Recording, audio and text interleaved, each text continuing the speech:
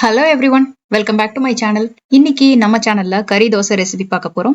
கறி தோசை வந்துட்டு தோசை மாவுலயே வந்து முட்டை, அப்புறம் வந்து மசாலா போட்ட கறி, மட்டன்ல இல்லைன்னா சிக்கன் இதுல வேணா பண்ணலாம். பட் ஒரே டிஷ்ஷா இருக்கும். அதுக்கு வந்து நீங்க எதுவும் சைட் டிஷ் எல்லாம் தேவையில்லை. செம்ம டேஸ்டா இருக்கும். வாங்க எப்படி பண்ணலான்னு குயிக்கா இன்னைக்கு இந்த ரெசிபியை பார்த்தலாம்.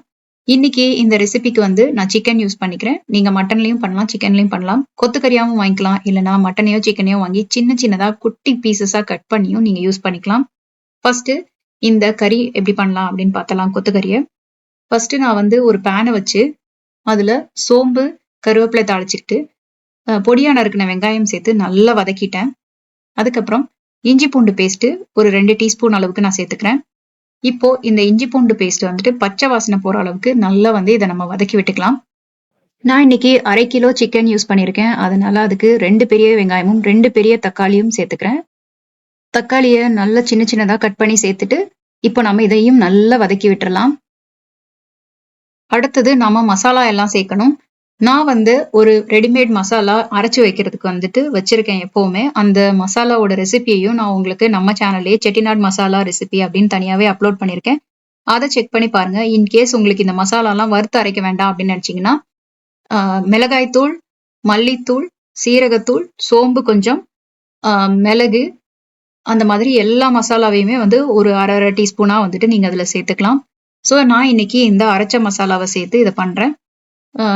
இல்லைனாலும் பிரச்சனை இல்லை. மஞ்சள் தூள், மிளகாய்த்தூள், மல்லித்தூள்னு வந்துட்டு அதை போட்டே வந்து நம்ம செஞ்சுக்கலாம். ஸோ நம்ம கிட்ட இருக்க அந்த எல்லா மசாலா தூளையும் போட்டு கரம் மசாலா போட மறந்துடாதீங்க. அதாவது கறி மசாலான்னு சொல்லுவாங்க இல்லையா, அதுதான் வந்துட்டு அந்த டேஸ்ட் கொடுக்கும். இப்போ நான் இதுல இன்னும் கொஞ்சம் எண்ணெய் ஊத்திக்கிறேன். எண்ணெய் ஊத்திட்டு நல்லா இந்த மசாலாவை பச்சை வாசனை போற அளவுக்கு நல்லா வதக்கிடலாம். இப்போ நல்லா வதங்கிருச்சு. 1 டீஸ்பூன் உப்பு போட்டுக்கிறேன். இந்த மசாலா தனித்தனியா தெரியாத அளவுக்கு நல்லா வதங்கினதுக்கு அப்புறமா இந்த மசாலால நம்ம எடுத்து வச்சிருக்க அந்த கொத்துக்கறியை சேர்த்துக்கலாம். இன்னைக்கு நான் கொத்துக்கறி வந்து கடையில வாங்கிட்டு வந்திருக்கேன். சிக்கன் மின்ஸ்டு மீட் அப்படின்னே வாங்கிட்டு வந்திருக்கேன். நீங்க கறியா வாங்கி கட் பண்ணியும் செய்யலாம் சின்ன சின்ன பீசஸா, இல்லைன்னா இந்த மாதிரி கொத்துக்கறி வாங்கி அப்படியே சேர்த்துக்கலாம். ஸோ இப்போ கறியை சேர்த்துட்டு இன்னும் கொஞ்சம் உப்பு போட்டுக்கோங்க. போட்டுட்டு அதை நல்லா வந்து மிக்ஸ் பண்ணி விடுங்க. மிக்ஸ் பண்ணி விட்டுட்டு நல்லா வந்து மூடி வச்சு வேக வைக்கணும். அப்பப்போ இதை திறந்து அதை சைட்ல பெரட்டி விட்டு நல்லா வேகிற மாதிரி பார்த்துக்கோங்க. இதுல கொஞ்சம் சிக்கன்ல இருந்து தண்ணியும் விடும். மட்டன்னா அவ்வளோ தண்ணி விடாது. மட்டன்னா இன்னும் கொஞ்சம் வேக வச்சு போடுறது நல்லது. அடுத்து இன்னும் கொஞ்சம் நான் வந்து தனி மிளகாய் தூள், அதாவது காஷ்மீரி மிளகாய் தூள் சேர்த்துக்கிறேன். ஜஸ்ட் கலருக்காகவும் காரம் எனக்கு கொஞ்சமா வேணும் அப்படிங்கிறதுக்காகவும். நீங்க பிளைன் மிளகா பொடி கூட சேர்த்துக்கலாம். அவ்வளவுதான். இப்போ வந்துட்டு நமக்கு கறி தோசைக்கு தேவையான கறி வந்துட்டு ரெடி ஆயிடுச்சு. இப்போ மேல வந்து கருவேப்பிலை, கொத்தமல்லி எல்லாம் தூவி உங்களுக்கு அந்த வாசனையா இருக்கிற மாதிரி நல்லா வந்து அதை ரெடி பண்ணி வச்சுக்கோங்க. இதை அப்படியே நம்ம மூடி வச்சுட்டு இப்போ நம்ம தோசை ஊத்த ஆரம்பிச்சிடலாம். இப்போ நான் தோசைக்கு மாவு கரைச்சி எடுத்துட்டு வந்துட்டேன். கல்லு நல்லா காஞ்சிருக்கணும். அதுக்கப்புறம் நல்லா வந்து சிம்ல வச்சிருங்க. ஏன்னா இது வந்து ஸ்லோவா வேகணும். நல்லா வந்து தோசையை ஊத்திக்கோங்க. ஊத்திட்டு சட்டுன்னு வெந்துராம கல்லு ஓரளவுக்கு நல்ல ஹீட்ல, லைட்டான ஹீட்ல வச்சுக்கிட்டு இந்த தோசை மாவை வந்து ஸ்ப்ரெட் பண்ணி முடிச்ச உடனே டக்குன்னு கையோட ஒரு முட்டையை எடுத்து அது மேல உடைச்சு ஊத்தி விட்டுருங்க.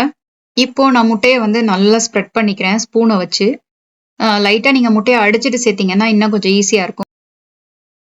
லைட்டா இந்த மாதிரி ஸ்ப்ரெட் பண்ணி விட்டுட்டு அதுவும் வந்து ஸ்லோவா நல்லா வெந்துட்டு இருக்கும் போதே இப்போ வந்து நம்ம சிக்கன் கொத்துக்கறி இருக்கு இல்லையா, அதை எடுத்து அப்படியே இது மேல ஸ்ப்ரெட் பண்ண ஆரம்பிச்சிடலாம்.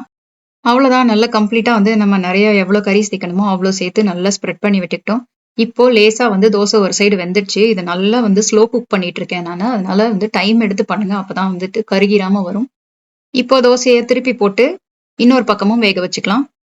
வேக வச்சு எடுத்தா சூப்பரான கறி தோசை உங்களுக்கு ரெடி ஆயிடுச்சு. இந்த ரெசிபி உங்களுக்கு பிடிச்சிருந்தா இந்த வீடியோக்கு கீழே ஒரு லைக் கொடுங்க. மறக்காம எங்க சேனலுக்கு சப்ஸ்கிரைப் பண்ணிக்கோங்க. பக்கத்துல இருக்க பெல் ஐக்கானையும் கிளிக் பண்ணிக்கோங்க. அப்பதான் நான் போடுற வீடியோட நோட்டிபிகேஷன்ஸ்லாம் உங்களுக்கு உடனே வரும். Thank you so much for watching. Bye.